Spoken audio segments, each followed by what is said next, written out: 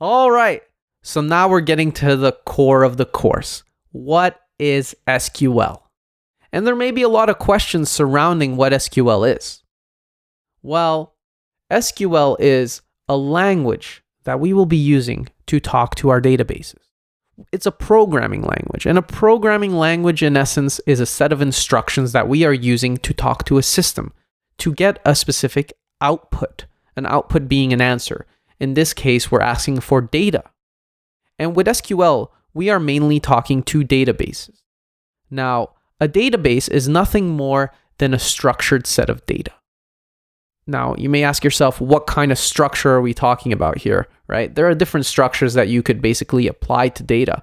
Heck, we could take a notepad and we could write a book in there, or we could take an Excel sheet and make a personal budget.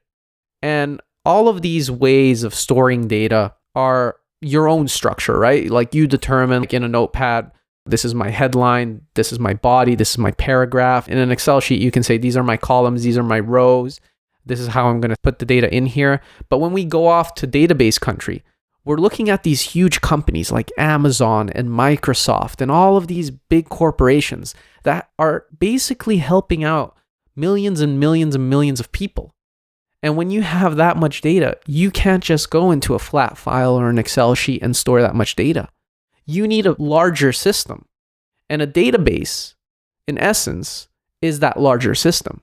Now, what determines like how we're going to store data in a database and what makes a database, right? Well, there are different models you can follow. And throughout the course, we're going to talk about these different models, mainly focusing on one. And SQL is going to be the language that we're going to be utilizing to talk to the database, to pull data, to insert data, and so forth. And when we use SQL, we are going to be writing statements. Statements being instructions that we're going to give to the database to give us back data. These are called queries.